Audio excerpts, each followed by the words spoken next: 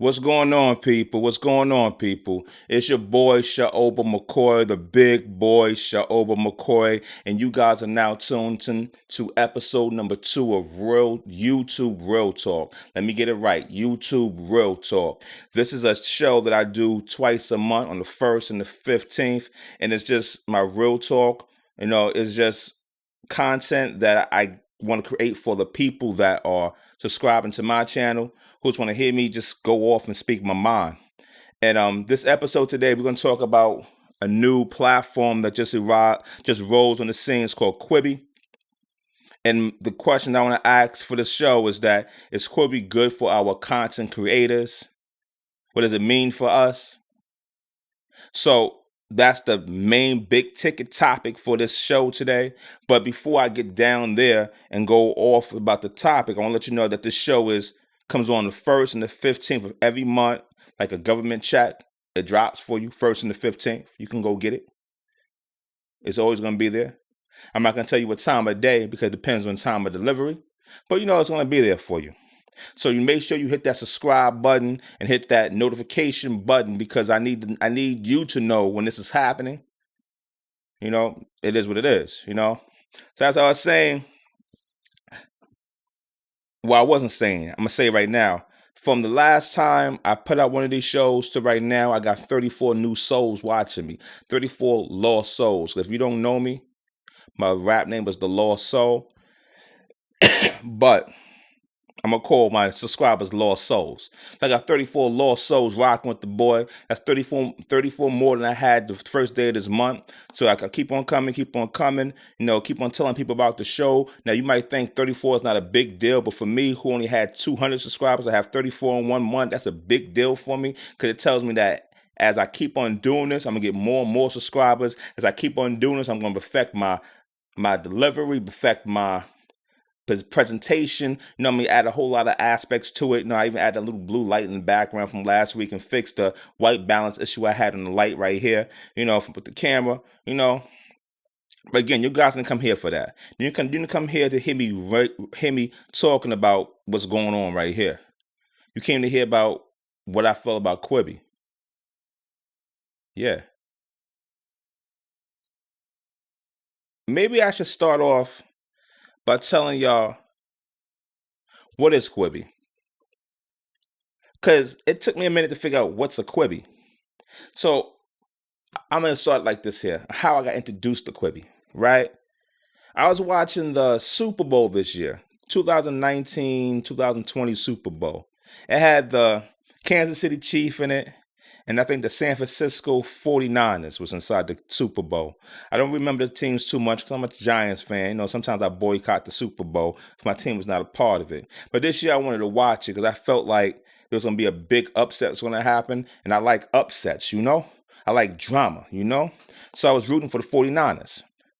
It didn't happen, but it was good. It was good entertainment, right? During that time of me watching the Super Bowl, this commercial came on. This spot. And those spots on the Super Bowl cost a lot of money. But this spot came on. And it was these dudes who were robbing a bank. It had a bird's eye view of the dudes robbing the bank, and they was running out the bank. And they ran out the bank, and it was cliche. They ran out the bank, and not to find their getaway car there. Okay, I've seen that before. You've seen that before. But what was different about this, if you was watching it, it had really high production value. Like the quality of the commercial looked different than the quality of the commercials that were on the Super Bowl. I took notes of that. I said, okay, this is interesting. It's visually pleasing. Okay. So the dude got on the lead robber, bank robber, got on his walkie-talkie, and he goes to the person that had the van. Where's Greg? Greg, where you at? Where are you? Greg's on the phone, watching his phone. I'll be there in the Quibi. So I'm looking like it, like he looking like it. What's a Quibi? The lead robber asks Greg, what's a Quibi? Greg comes back 10 minutes or less. Oh, I learned something new that day. So then it came on that I learned that Quibi is a new streaming platform that is like Netflix and Amazon and Hulu, but it only for mobile apps. And it looks like it's going to have high produced videos, content, shows that are going to air in 10-minute segments, 10-minute pieces. And it's only going to air on mobile apps or mobile devices. Okay, that's dope. Not dope because it's a new platform and it has a gimmick. The mobile app is a gimmick thing, right? But because it's a new lane for content. That's the key thing, a new lane for content. Very key to me. It launched this April, and it's with dudes that have very, very deep pockets, you know? It's this dude named Jeffrey Katzenberg. Big dude, man. If you don't know anything about entertainment, it's a big dude. He used to be the chairperson of Walt Disney Studios. And he also co-founded Dreamworks Studios with Steven Spielberg. This ain't no small dude, man. Big name dude. I believe his net worth is like 900 mil, man. Deep pockets. Now he's the co-founder, or he's the dude. He's the head dude. Head dude. It's a lady part of it too. I forget her name, but she didn't stand out to me as much. Her name is Ms. Whitman, I believe her name. I forget the name. I apologize. I forget the name. But she was on it too as well. And she used to be chairperson for like Procter and Gamble and Dropbox. So no, she's big name as well. Big name as well. But in terms of entertainment, Jeffrey Katzenberg was the one that stood out for me because I know this dude. I know of this dude, right? And I'm like, okay,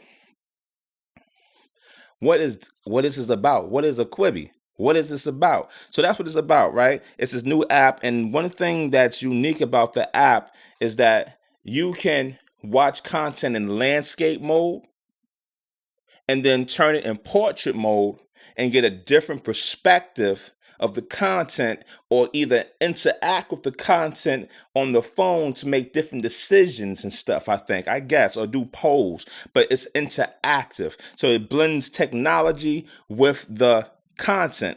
That's dope.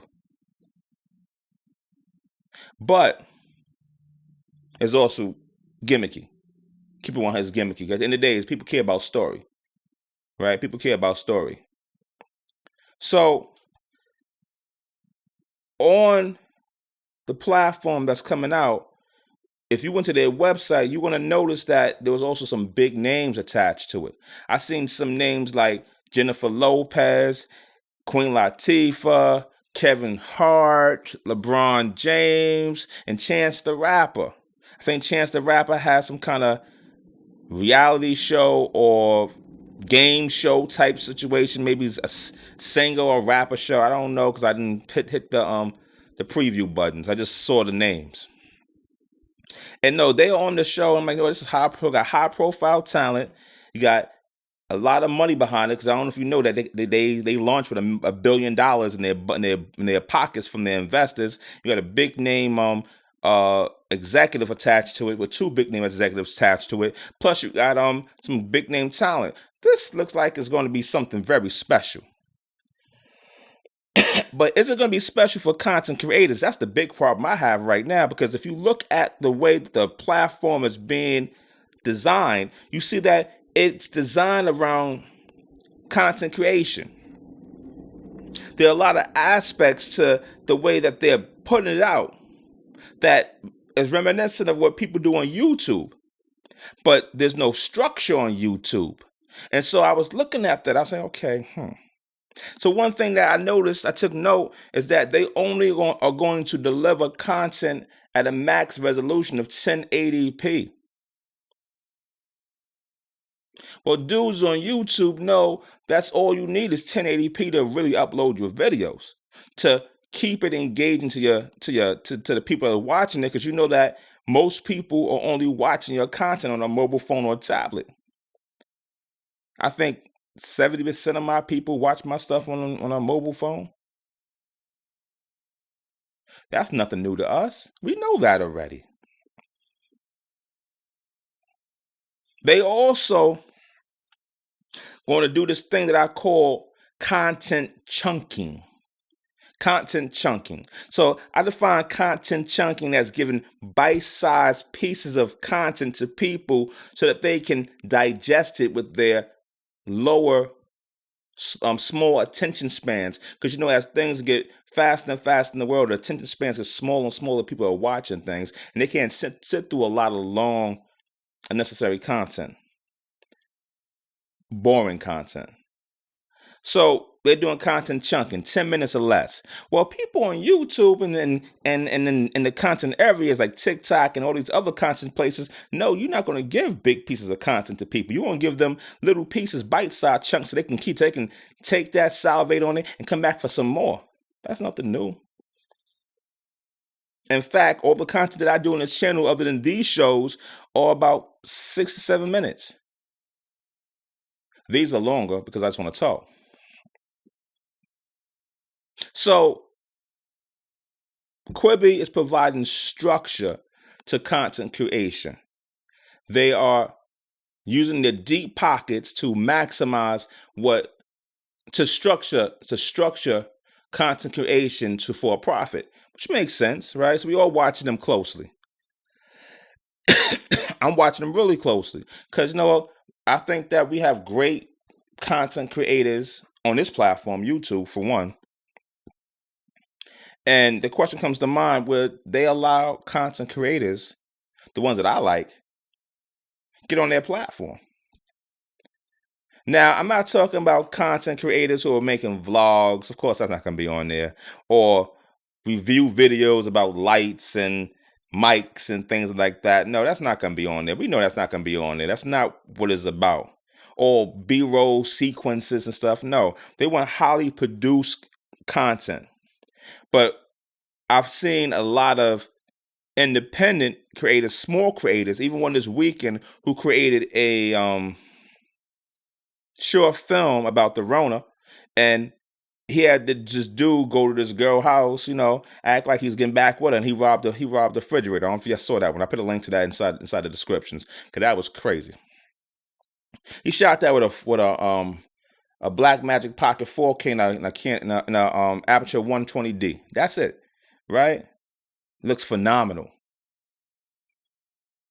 But what I'm saying is the production value of small content creators is always rising. It's going higher and higher, right? So when we look at our superstars, people who I think really great, who really figured it out, is Quibi going to allow these type of people be on their platforms? So when I think about content creators that I like and I like to see on their platform, I think about Passport Heavy. I like that dude a lot, man. I was watching that dude one time, and you know what?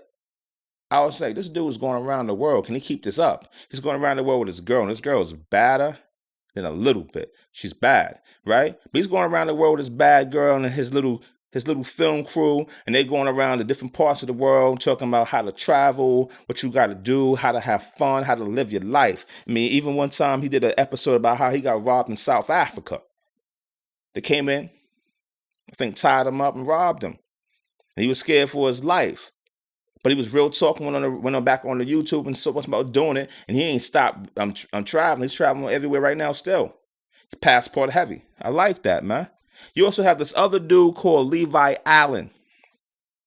Levi Allen is a great creator.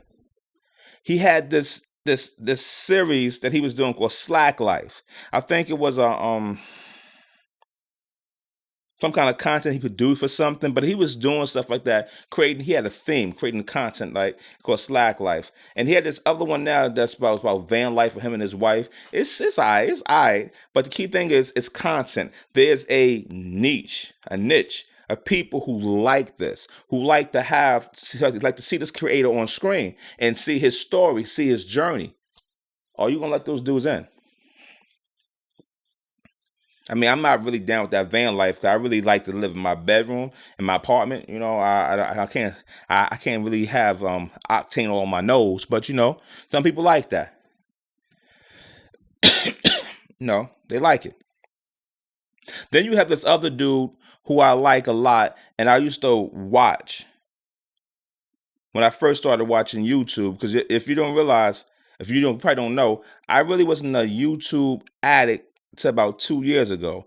I actually started watching this dude Peter McKinnon. I'm not talking about Peter McKinnon, but I was watching Peter McKinnon.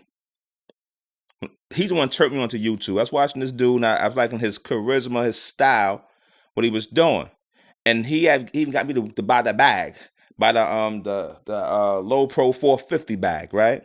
I got one of those because of him. I was the Black Peter. Boom, boom, boom, boom, boom, boom, boom, boom, boom, boom. I was the Black Peter McKinnon, right? But when I first started watching Peter, he was small dude. This other dude was small too, Armando. Because Armando, I think, was doing videos way before him, but he had around the same amount of followers as Peter when I started watching Peter. And I'm like, okay, who's this dude Armando? See, for me, it's important because Armando was a minority, right? And you don't see too many minorities in the content creator space. Keep it 100, right? You don't see that many. So no, I was digging that he was on there. And he was great. He was good. He had some good content, you know? Armando Bites. I think Mondo Bites, something like that, right? And he's doing his tech film type stuff. He's doing both, right? Doing both. But he progressed. And I noticed that. He went from maybe 40,000 subscribers to over 400,000 subscribers now in like about 2 years. Dude, that's big. But how did he get there? He got there because he started creating better content. He did this short film called the 6Z. Now, I know it was a sponsored short film by Nikon, but it was high quality. It showed that this guy's a filmmaker. He's a filmmaker on the pulse of new age content creation, modern content creation. Will they let him in? Will Quibi recognize that people like this who will produce great content for you, will they let you in? Will they see that you have a following that you can get 400 people to watch your show on their platform? Will you let them in? I can't forget another creator that is even greater.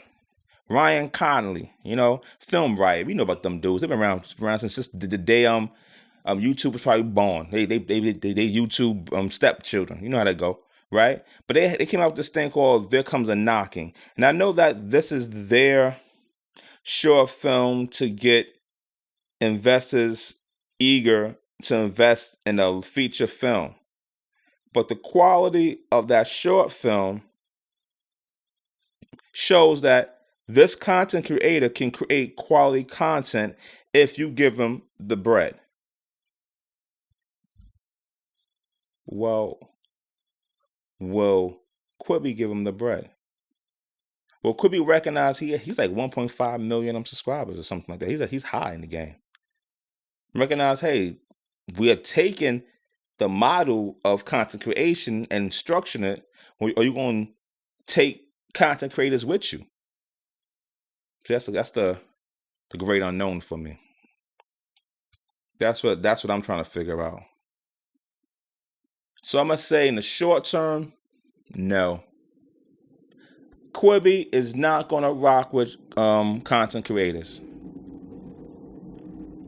They're gonna try to do their own thing first, which makes sense because on their websites and on their white papers, anything I see, I have not started seeing anything about being able to submit content to their platform. I've seen advertisements for job positions and all that stuff, and no way of you bringing content to their platform.